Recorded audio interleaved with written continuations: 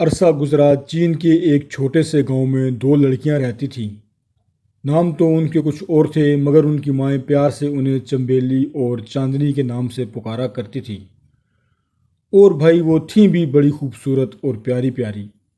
دونوں آپس میں اتنی گہری سہیلیاں تھیں کہ ہمیشہ ایک ساتھ کھانا کھاتیں، اکٹھی کھیلتیں اور اکٹھی پڑھنے جاتیں۔ گاؤں میں تقریباً روزانہ ہی کسی نہ کسی کے گھر میں شادی بیاہ اور دعوتیں ہوتی تھیں۔ چمبیلی اور چاندنی کو دعوتوں میں جانے کا بڑا شوق تھا۔ جب بھی کبھی اس قسم کی کوئی دعوت ہوئی وہ سب سے پہلے وہاں موجود ہوتی۔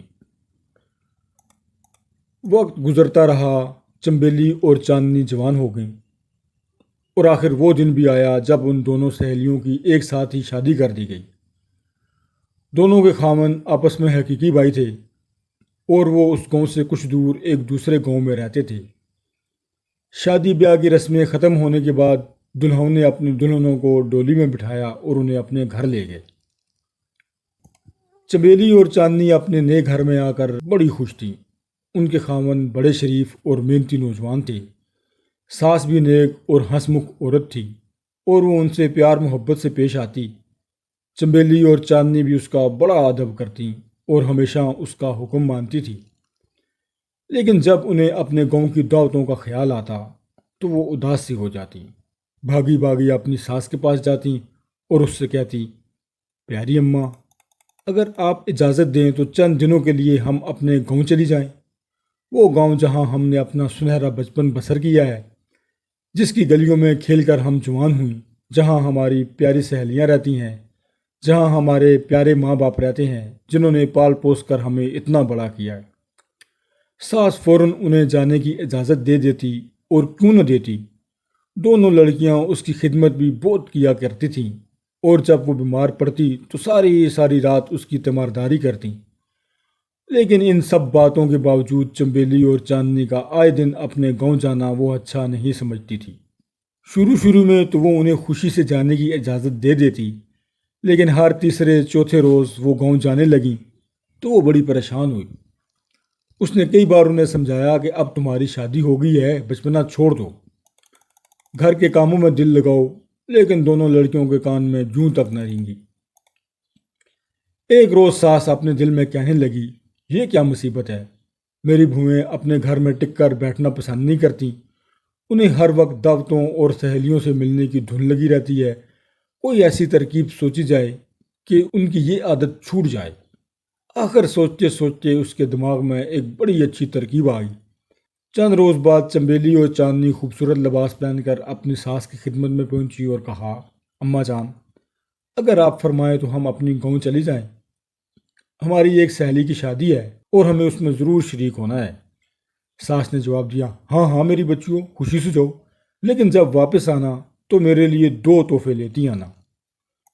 اگر تم وہ تحفے نہ لائیں اور خالی ہاتھ واپس آئیں تو میں زندگی بھر تم سے نہیں بولوں گی۔ اماں جان آپ فرمائے تو جو چیزیں کہیں گی وہی لائیں گی، دونوں لڑکیوں نے جواب دیا۔ اچھا تو پھر غور سے سنو، ساس کہنے لگی، چمبیلی میرے لیے کاغذ میں آگ لانا اور چاندی تم کاغذ میں ہوا لے کر آنا، بس یہی 2 چیزیں چاہتی ہوں۔ دونوں لڑکیاں اپنے گاؤں جانے کے لیے اتنی بے چین تھیں کہ انہوں نے ساس کے الفاظ پر غور ہی نہ کیا اور سوچے سمجھے بغیر کہہ دیا، ہاں ہاں پیاری اماں، آپ نے جو فرمایا ہے ہم وہی لائیں گی۔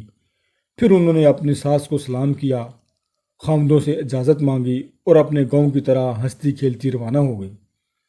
راستے میں اچانک چمبیلی کو ساس کے الفاظ یاد آ گئے اور وہ سوچنے لگی کہ میں کاغذ میں آگ کیسے لے جاؤں گی، یہ بات تو بالکل ناممکن ہے۔ وہ سڑک کے کنارے بیٹھ کر زاروں قطار رونے لگی۔ یہی خیال چاندنی کو بھی آیا، بھلا وہ کس طرح ہوا کو کاغذ میں لے جا سکتی ہے، یہ بات پہلی بات کی طرح ناممکن تھی۔ وہ بھی اداس ہو گئی اور چمبیلی کے برابر ہی میں بیٹھ کر رونے لگی۔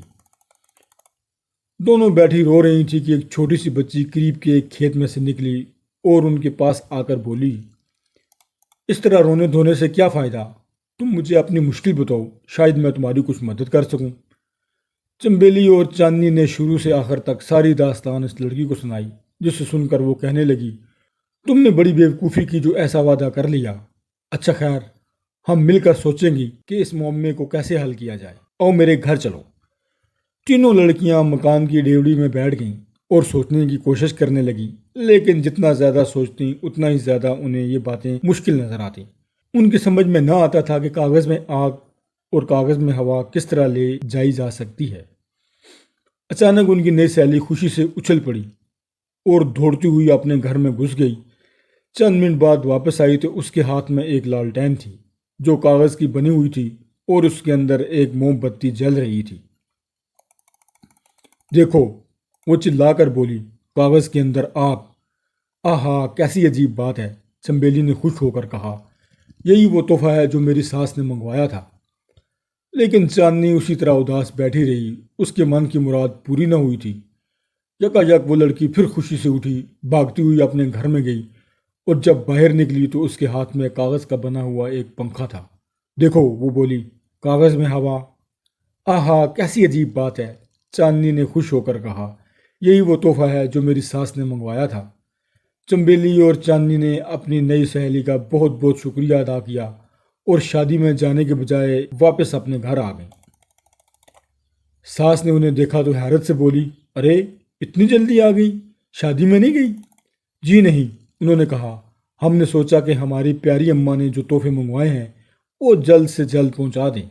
چنبیلی نے اپنا ہاتھ اونچا کر کے ساس کو کاغذ کی لالٹین دکھائی جس کے اندر موم بتی جل رہی تھی، اور پھر چاندنی نے کاغذ کا پنکھا جلا تو ہوا ساس کے چہرے پہ لگی۔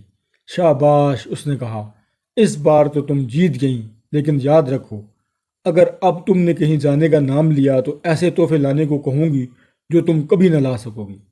چنبیلی اور چاندنی بولی، پیاری اماں، جب آپ کہیں گی تب ہی ہم اس گھر سے قدم باہر نکالیں گی، آپ کی خوشی میں ہماری خوشی ہے۔ بوڑھی ساس نے انہیں دعا دی اور پھر وہ دونوں ہنسی خوشی رہنے لگیں۔